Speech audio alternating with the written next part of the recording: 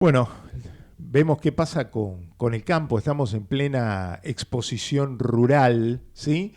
Exposición rural en Palermo que arrancó y que, bueno, se desarrolla todos estos días de vacaciones de invierno. En ese marco hay muchas charlas, las va a haber esta semana también, en la semana que comienza. Pero vamos a charlar un ratito con un especialista en estos temas. La gente de FADA siempre nos envía sus informes a propósito de la enorme participación que tiene el Estado en los números de lo que recibe el campo, ¿no? De lo que supuestamente recibe el campo, qué porcentaje tan alto está en manos del Estado, queda en el área del Estado. David Miazo es el economista jefe de FADA. FADA es la Fundación Agropecuaria para el Desarrollo de Argentina. Hola David, buen día. Carlos Clerici en Ecomedio saluda. ¿Qué tal? Carlos, muy buenos días. Un gusto estar conversando contigo. ¿Cómo estás? Bueno, ¿qué número, qué porcentaje estamos en ese informe de FADA de lo que se queda el Estado, de la renta del campo? El 74,6% dio en la última medición. 74,6, o sea, tres cuartos. Exactamente, tres cuartos de la renta agrícola es lo que se queda el Estado a través de los impuestos nacionales, provinciales y municipales. Bueno, nada menos. Bueno, a ver, ¿qué decir de este dólar agro que se anuncia, no se anuncia? Estamos a la espera un poco de todas las novedades, ¿no? Que no cayó demasiado bien. ¿Entre ustedes sí o, digamos, entre la gente de campo cayó bien o en otros sectores no? Contanos un poco. Bueno, primero que todavía hay muchos rumores, no se sabe específicamente qué va a salir, qué no, y eso claramente contribuye a la incertidumbre.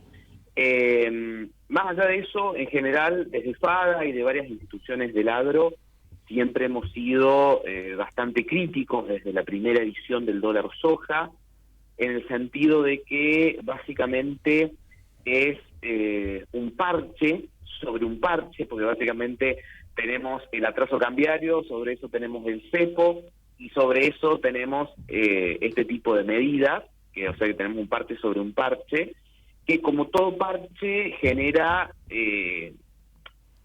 más problemas que soluciones, en el sentido de que genera muchas distorsiones en el mercado.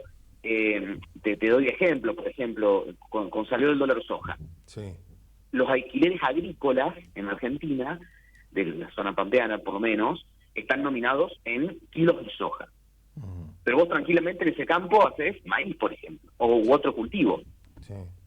Y tenías que pagar en los meses que hubo dólar soja un alquiler al valor de la soja, cuando tranquilamente quien produjo y alquilaba ese campo ya había vendido su soja, entonces probablemente no se beneficiaba con la medida, o incluso había producido maíz, por lo tanto no se beneficiaba con la medida y tenía que pagar un alquiler más alto, por ejemplo. Pero después hay cuotas de la maquinaria agrícola que están nominadas en soja. Obviamente en una economía con la inflación que tenemos y todo, se buscan mecanismos de indexación, y en el agro uno de esos mecanismos de indexación es indexar toda soja, ¿no? Ujú. Entonces hay muchos contratos fijados en ese cultivo y entonces distorsiona todo. O después, otro ejemplo, se genera mucha oferta, o sea, muchos productores que salen a vender y se genera mucha oferta de granos cuando está vigente dólar agro, dólar soja, y después hay cero oferta esperando una próxima edición. Entonces se rompe totalmente el mercado porque entre medio de dólar soja y dólar soja cae estrepitosamente la oferta, no hay referencias de precio, etcétera. Entonces se empiezan a generar en realidad muchísimos efectos secundarios, colaterales, que terminan generando más problemas y no se va a una solución de fondo que es la que tarde o temprano se va a llevar a cabo, que es de alguna manera sincerar el tipo de cambio oficial. Bueno, para eso habrá que esperar el cambio de gobierno, obviamente, ¿no? Sí, muy probablemente eso ya se dé después de diciembre. Ujú. ¿Hay expectativa por ese cambio? ¿Hay una ilusión de que la cosa se modifique?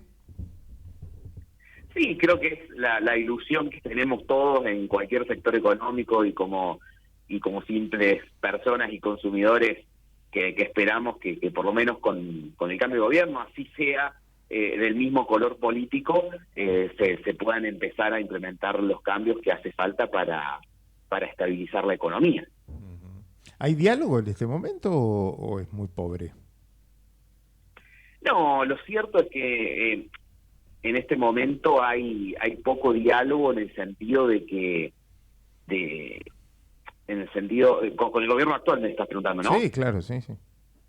En el sentido de que ya se entiende que es un gobierno que está, y funcionarios que están principalmente de salida, donde tampoco hay muchas iniciativas desde el propio sector privado, desde el propio sector público, perdón, y uno lo ve en muchas áreas que están en cierta anomia, porque bueno, ya es un final de ciclo, sumado a ciertas cuestiones propiamente políticas, donde básicamente uno lo que ve es que solamente se mueve el ministro de Economía tratando de tapar los agujeros y el resto del sector público en muchos sectores está muy frenado, sin mucha iniciativa. Entonces, esa es la realidad, donde también los principales temas agropecuarios, por lo menos, pasan por las retenciones, la brecha cambiaria, y son todos temas que dependen un poco de la macroeconomía y la política económica hoy está en modo aguantar o en modo llegar, como se le ha llamado el plan, hasta el cambio de gobierno. Entonces, en ese sentido no hay mucha expectativa de que se logre mucho. Entonces, si bien están abiertos los canales, digamos, hay poco nivel de diálogo por ese motivo más que otra cosa. David Miazo, ¿cómo está la rural? Yo voy a ir esta semana, ¿cómo empezó? Bueno, está muy linda, incluso en este año de sequía, que fue muy complicado para la producción ganadera, para la producción agrícola, para todas las empresas relacionadas. Uno ve una apuesta de todos estos productores, de todas estas empresas, muy significativa, y es si querés, una pequeña muestra de lo que uno por ahí habla, del aporte que hace la economía, de que el campo es mucho más que campo, y es agroindustria, es maquinaria, es sector servicios, y uno cuando va a ver, cuando va a la rural ve todo eso, ¿no? Ve todo ese despliegue, ve una de las cuestiones centrales que también uno siempre resalta del sector agropecuario, que es el federalismo. Uno si empieza a conversar con los productores que han traído animales de todo el país, con las empresas que están presentes, rápidamente puede relevar más de una decena de provincias que de alguna manera u otra están presentes. Entonces, es una pequeña muestra en medio de la ciudad de Buenos Aires de lo que siempre decimos que es el campo argentino. Bueno, y en el marco de la exposición rural hay un tema que ustedes van a abordar el próximo 25, que es el martes, ¿no? Que es el de la conectividad rural, el superar la brecha digital y el tema de lograr una conectividad en todo el país, ¿no? Algo que sería lógico ya a estas alturas.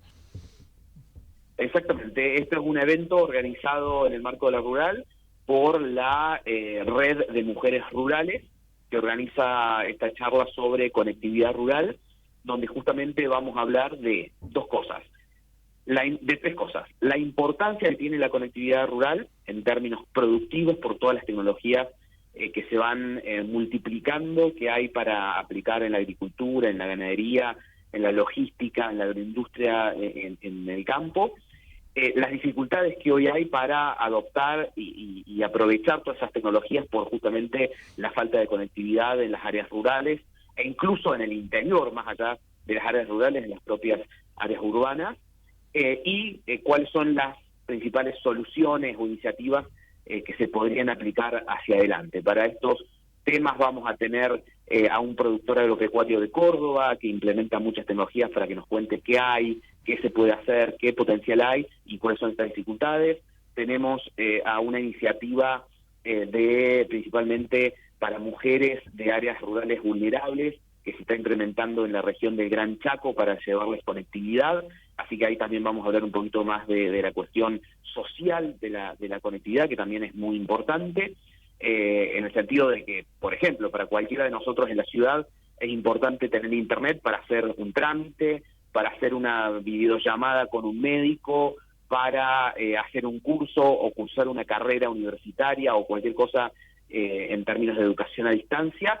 Si eso es importante para cualquiera de nosotros en la ciudad, imagínate a alguien que tiene que hacer 30, 40 kilómetros en un camino de tierra para ir a una escuela rural, que tiene que trasladarse 50 o 100 kilómetros a un pueblo más cercano para siquiera ir a una sala de primeros auxilios, o a quien está a 300, 400, 500 kilómetros de una universidad. Entonces, todas esas cosas que uno entiende son importantes de la conectividad y de Internet en las propias ciudades, se potencia mucho en las zonas rurales.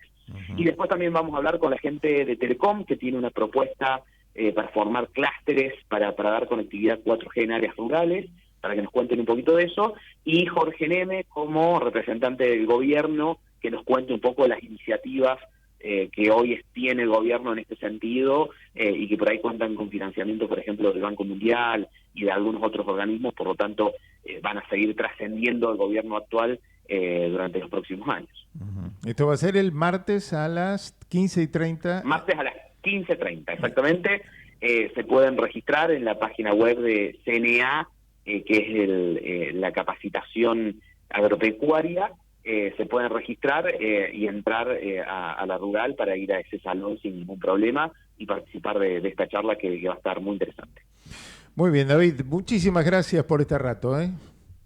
Un gusto conversar con ustedes. Chao, que sigas muy bien. Un abrazo.